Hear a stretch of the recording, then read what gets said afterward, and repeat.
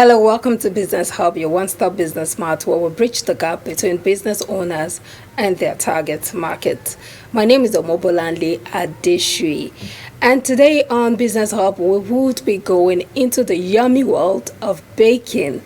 Okay, so you'll be learning all about baking, cakes, everything that has to do with baking this evening. And I have someone who would be taking us through all that we need to know from the world of baking. And his name is Gboyega Asenuga, CEO Sugarsmith Cakes. Good evening, Gboyega. Good evening. So tell us, what does it mean to be a baker? Well, in as regards to cakes, when you say baker, because when you say baker, you can. Baker, definitely we're talking about cakes. So definitely we're talking about actually more than mixing flour, sugar, butter, and all that. You have to be creative. You understand? There must be something about you are bringing into the industry. So what made you go into this industry? Well, for me, it all started by my valley experience of waiting for admission. I used to have a sister who is now in the UK who used to bake, but eventually when he left, I got admission. I realized I already knew this thing, so I could learn more about it and support myself financially. That was the starting point. So how has it been so far? How long have you been doing this now? Well, this is almost 2 decades now. 20 years. Almost. Not almost 20 years. Yes, it is, but officially thereabout, yeah. So how has it been? Yeah, it's been good. I'm not looking for a job. Of course, there was a time when you, as a guy, you're thinking, is cake baking not for women? But now, of course, you see so many guys into it. You understand? What do you think happened? Happened as? Before it was the 40 for women, a place where you find women baking, cooking, anything culinary, it was women. But now you find men doing everything. Of course, the world is changing, culture is changing, everything is changing. So even in the business world, you realize that people are beginning to embrace a whole lot of things. So did you experience that challenge of what's a man doing baking back then? Of course, I did. In fact, there is a particular experience I always recount. Okay. I went to visit a friend and whose guidance happens to be a pastor, you understand? And I could overheard him. The moment she said that, this is Sugarsmith, my friend, and the man was whispering and it was saying like a guy in a woman's kind of business, you understand? But at that time, I'd already outgrown the trouble of should I not, and all that. So I just laughed, you understand? But of course, there was that issue of a man's world or a woman's world. But now you realize that there is a lot of... there's no longer any war. Exactly. As long as it's a room for you to explore, a room for you to exhibit your talent and abilities and all that.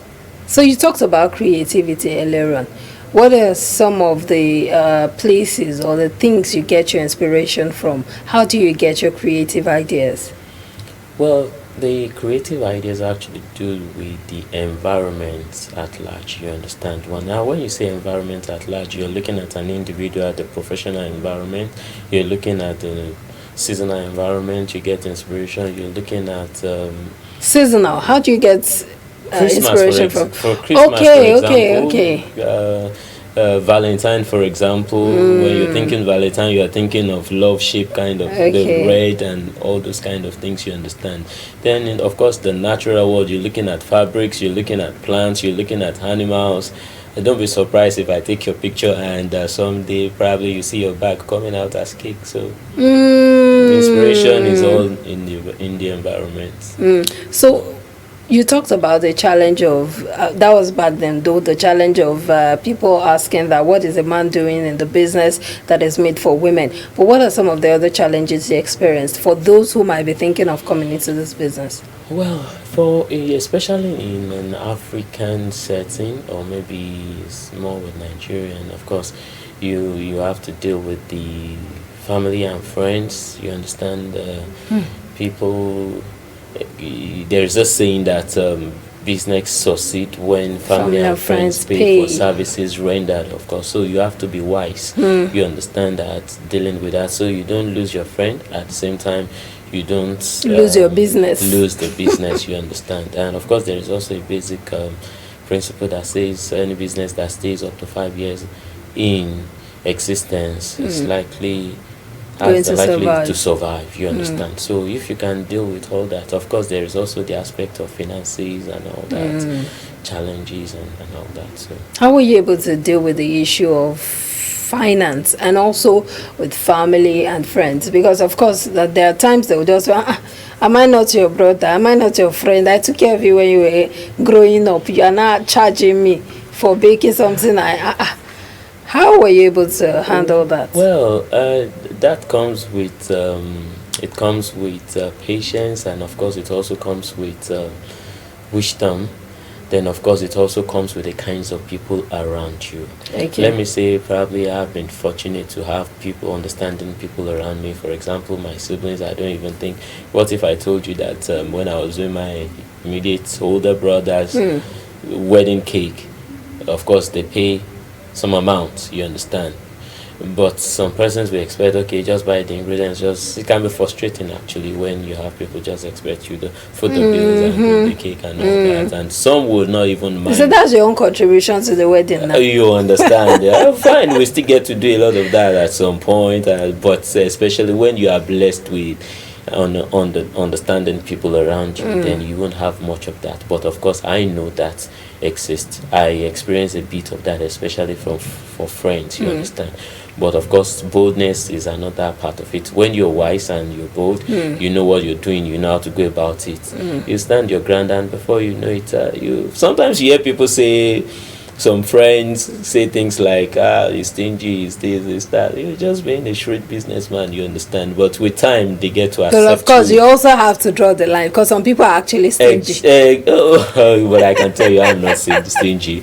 When you come around, you also know that that's not the case. You just have to draw the lines to know that, okay, this is the boundary as a businessman, and this is the boundary as a family person. So, you've been baking for weddings and different ceremonies, I imagine. Okay. Now, do those people come to you with ideas, or you give them what you feel is befitting for the occasion? Okay. Of course, there are different categories of customers. Some comes with a blank mind. They tell you, okay, my wedding is coming. Of course, you have to ask the right set of questions. You won't just, it will be unwise of you to just start acting, oh, I know what you need, I'll give you 3-step this. No, you ask the right set of questions. Once you ask the right set of questions and you know that they don't know what they want, then you pump in ideas, you understand? Or for example, if I ask, okay, what do you have in mind? The person has no wedding team in mind, has no all that in mind. By the time you ask 1 or 2 questions about the person, about the husband, about the environment, or sometimes another thing you do is speak in pictures. You just ask the person, okay, show me maybe from the internet the at least three kinds of cake you would like to have. Okay. And you always notice that one thing is common to all those 3. So you know, okay, this person maybe is a color blocking kind of person, or is a simple, gorgeous plain kind of person, colors, or is a flowery kind of person. So in that case, it's easy for you to design something for that person. You understand? So you won't just start saying, okay, I'll design. Maybe you've always had the design in mind. I'll make it for my next customer. You just push it. You'll be surprised. You're speaking a language the person will not appreciate. And then you have the case of what I ordered and what I got. Exactly. So why does that happen? Because I imagine that for you to be a professional, then you understand that people have different preferences as against what you want for them. So if I come to you and I'm asking you to bake a kind of cake for me, some people they know that they cannot actually bake that kind of cake, but they just don't want to say no. They don't want to refuse the business, and then they say yes. And in the end, they give you a caricature of what you asked for. Now, I think there are many aspects to that, why that happens. We get to see a lot of that, actually. One, you have a lot of mediocre. When you say mediocre, people really don't know how to go about things, no much experience. And because the environment permits it, and I will tell you why I said because the environment permits it. Okay. Then they go ahead. Now, if I know I don't have the prowess at putting up a particular cake, but you're not paying me much for it.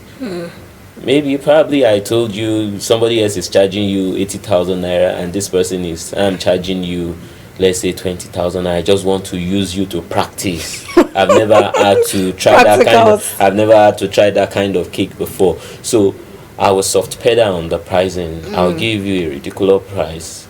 Even without confidence, I'll give you a ridiculous price that will make you give me the job. Then of course I want to test myself and see if I could do that. And of course I also know I'm not going to show face on your wedding day. So I get it done, whatever I was. But most times the baker has to be there to describe, oh, this cake is about love, the white is for purity, the red is for... I can tell you in those cases, like you mentioned, this is what I order, this is what I get. I can tell you, I can bet you that the baker will not be there. Not be anywhere to be found. You understand? So probably it's just something you've always had. You've seen people do it. You're thinking, okay, I should be able to do it, and I can tell you, I've been at some point where you're working on the cake or a particular piece and you are so scared, like, it's not looking like it.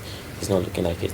Am I going to get it right? But if you are experienced and you know what you're doing, it's just like when you are those days, when you snap pictures, you have films in negatives. You remember those things? Negative exposure. It doesn't really look like you. That's what you get to see when you're working on a piece at time. But when you have the insight, the insight to what you're doing, and experience, you know that no, I will get there. You will get it. So it has to look like this before you get there. But someone who doesn't have the experience is even scared all along. No boldness. But of course, because you are stuck, and I can tell you what the person can feel as at that point in time is like, I hope I can run away. So what are you supposed to do at that point where you're not yet an expert? You don't yet, because of course you wouldn't know everything at once. There is nothing you can do at that point. The first thing that matters is the fact that you shouldn't have not even gotten yourself to that point in the first place. So you refuse the business? I always say, for example, now what you're asking me is, you cannot fly. Why go on Cocoa House to jump? Do you understand? So go get yourself ready, get all you need, then come back to the business. That's where training comes in. You understand? Did you get trained, or was it just the one you got from your sister? Yes, of course I got trained. You went for professional? Yes, I put up with a woman as far back as 2002, 2003, and I started handling all that. I think that's where people miss it, don't you think? That's where a lot of it. I can tell you that training don't even stop. As at last year, at least myself, I went for about 3 different training. I'm already eyeing some other training for myself this year. You understand? So training is a lifelong thing. You don't stop. The moment you stop, especially in our industry, you lose your relevance. Your relevance in the industry. So what's your signature? Well, my signature is the kind of creativity we have. You talk about, there is this, then you talk about graffiti defined cake. When you say graffiti defined cake, so it has to do with internal structure.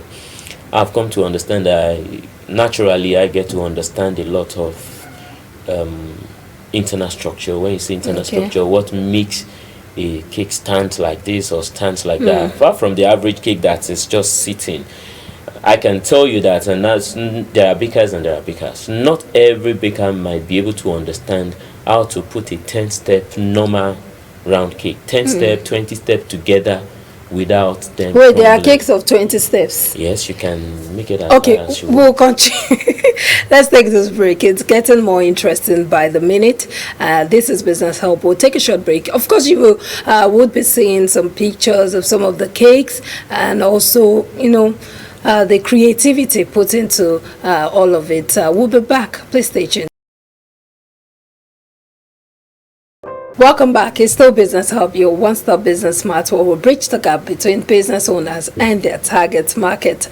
And I still have with me in the studio Gboyega Asenuga, CEO, Sugarsmith, talking to us about what it takes to be a baker. Now, you find out that in the process of baking, because I have a little idea, some cakes cave in. You have a particular shape in mind, but in the end, you find out that it's caving in the middle. What was the cause for this? Yeah, well, for you to have said that, of course, you have definitely have some experience about cakes, a little A experience. little, I very always say little. it actually that in every home there is always somebody who knows how to bake. But the question is, what I know, what I can bake, can it, is it Can sellable? it Can I fetch me sell it? money? Can it fetch me money? That's where you now know, okay, maybe I need to go for more training. Of course, I started with my sister. I've done wedding cakes that I was, while I went with my sister, and of course we're sitting in the crowd, and the woman next to us took a piece of the cake, and we realized that the cake of less than 2 days was already spoiled. So of course the best I could do as at that time was to pretend like an average, you understand. So but when I got to school, eventually I got admission. Then I told myself I need more training. So the first thing I had to do before I launch into the business proper was to go for training. I put Okay. up with someone, and of course I learned a lot of basics and all that. So um, that's remember the question. Why they cave in the cake? Now, the a lot of things is responsible for the caving in. You understand?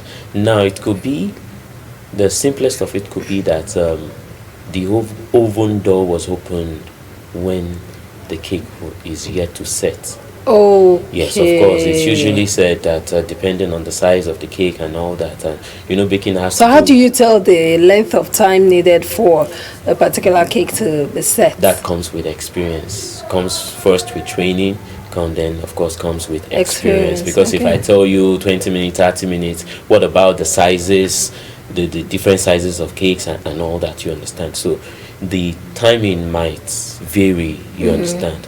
But of course, because cake has to do with hot air in a compartment, you understand? So the mixture gets raised to a point when it's can stabilize on its own. So if at that point in time you open the oven door unnecessarily, or you bang it, or you yank it open, it can affect, that can happen. Another thing that can also result to that is has to do with your recipe, has to do with your mixture. For Okay. example, if there is too much liquid in your, of course, there must be a balancing between all the basic ingredients. So if the liquid is too much for that particular recipe, then when next you are doing that, you will definitely need to balance the liquid to dry ingredients and all that. That can also be responsible. Another thing that can also generally be responsible is there is this aspect where we talk about cake testing for readiness. Okay. Now you've gone past that aspect where you can open the door. Then how do you know when the cake is ready if the cake is not so cooked deep inside, and you bring it out, everything is looking balanced? By the time you bring it out and you leave it in the room at room temperature, by the time it's cooling down, it will cave in. Goes down. But another thing that can also be responsible for that is the aspect where we talk about cake testing for readiness. Now, of course, it traces to a point. There's a particular aspect where you'll be able to say, okay, I think this cake is ready, but that does not ensure it is ready. You need to go to another level where you look for another sign as a shrinking from the side. That is also a sign that it might be ready. Okay. But does not mean. But the last part where we always say is that you test through the center. You understand? There is a cake tester. You poke it in through the center. Of Not course, with a knife. No. Well, some people get to use knives, but there is this thing that looks like a tiny metal. You understand? Okay. You know this thing that comes from your stove that looks like a Oh, tiny metal. yes. It looks like that, and it has a ring. You understand? Okay. So once you poke it in through or if you have a wooden, like your kebab stick, Okay. you can use that. You poke it through the center. The If center. it comes out shining and clean, no stain of batter, then it means your cake is ready. Home and dry. So if you don't do all of that, or probably you go from, now what causes that? If you go from the last, testing through the center, when the cake is not yet stable, ready, right in your very eyes, the minute you poke it in, you see it Fall. and you see it fall. That's the word. It falls, and there is nothing you do to such a cake to make it come, to make it rise again. So it's just like you puncture a balloon. So the hot air that is meant to trap and make the batter rise evenly is released. It goes out, and of course it falls. So are there some things that are put in the mixture that makes a cake rise more than another mixture of cake? Of course, cake would definitely, the recipe differs. Of course, the rice more than one. It has to do with the procedure. It has to do with basic ingredient, basically too. Of course, the basic one we all know is your baking powder. In some cakes, it's baking soda. But of course, in some cakes, it's just your water and your air, the way it's been mixed and trapped. You can even use warm water. Do you understand? So water can be used as a raising agent aside your baking powder and your baking soda. Okay. And, yeah. So what are some of the things you need as a starter, someone who wants to start the business of baking? What are some of the basic things you need? Well, the basic things you need are, as long as you have access to an oven. And of course, when we say oven, I remember they used to use stove back then. Stove and pot, of pots and all that. I got to use that. In fact, that's a point when I already started business way back in Lagos. There was this 6-burner imported kind of oven. Then, of course, we couldn't afford the cylinder and the gas. I had to remove the gas panel. There's this slower door there, you understand? I had to remove the gas panel and replaced it with a tray of charcoal. So anytime I want to bake, I open the lower compartment, put in the charcoal. But these days we even have gas cookers that come with ovens. Yes, you have them in all sorts. So it's even easier these days. So aside the oven? Aside the oven, people get to use the pot. People get to use local oven. You can do your eating. So it's okay to use all those other things? It's not okay because there are levels. The kind of result I will get if I have a deck oven, imported oven, is not the same you will get when you're using the fabricated charcoal oven or local oven or kerosene oven. You cannot get. Now, let me take it from here. Those imported or the technologically up-to-date kind of ovens has been tested and approved. Every part of it, every part of the process has been tested and designed for baking. Okay. Baking has to do with the right amount of hot air in a compartment. So if you have a kind of oven that the heat is too much than needed, then you are in trouble. If the heat is not enough like you needed, so you're going to have more instead of cake, you understand? And so it has to do with the right kind of oven. You need the right kind of oven. But I can tell you, depending on your level of business, a lot of things can still be excused. You understand? Okay. But the moment you are already in the business and you just make sure you have the necessary things. So, of course, we're talking about your oven, you're talking about your baking pans, you're talking about a lot of bakers still get to mix with a hand mixer. But when there's a lot of energy. You understand? I always tell my trainees that when you have, if I've been mixing with hands since then up till now, maybe by now I'll go bent and perhaps old, you understand? So you need there is a stage where you need to get an industrial mixer. But when you're starting small, you can start with your hands. The only issue with that, when you're starting small and you're starting with your hand, even if it's say 6,000 naira, 7,000, 10,000 naira hand mixer, I always advise you get. What that does is that there are some basic tools like your hand mixer, some little kind of oven, your digital scale. These are things that makes you look forward to the business. But if you start it too rough, a lot of us were die hard. I had to mix with hand. I had to do a lot of things because I was just sure that is what I want. But of course, I had to bring in some friends who said, this makes sense. They saw the glamour in the trade, you understand it. Say, okay, I want to learn. And by the time you bring them in, you ask them to mix the way I mix one day, then the following day, they will always give you one excuse. Mom, she sent me this. You won't see them again, you understand? So I learned from that. So I always tell my trainees, once you can get a mixer, you can get things that make you. But in those days, I don't think there were mixers. It was the manual way. There has always been mixers. Oh, really? So how come a lot of people did it with the manual way? You know what is something that is not meant for you. You will not look deeper. But once you're cut out for a particular thing, you will look deeper. Even I can tell you that then I had friends who were baking. When I have pocket money, I'm thinking what tool to buy, what gadget to buy, what this. When friends and other people they are okay to mix once in a while with their hands and use their money to buy wares and phones, you understand. But of course I wasn't looking in that direction. Okay, so now I know there are different kinds of cakes, especially for some people who are allergic to some things. Some people are allergic to eggs. Some people are allergic to maybe cream or whatever it is. Do you make special cakes? Some people don't take chocolate. Do you make special cakes to suit some people's preferences? Okay, yeah, we make special cakes. Let me say is relative in the sense that there are special and there are special.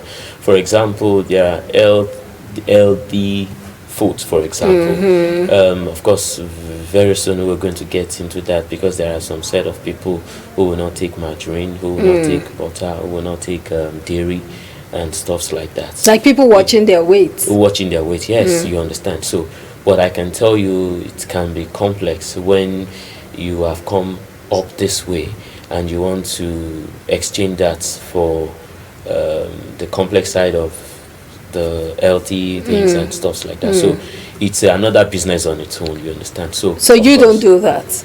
For now, we don't do LD. Okay. But it's something that you get to see us doing very soon. Okay. But if you look at the world of cake baking, in different segments of society, the fashion world is evolving. You check the hairdressing world, it's evolving.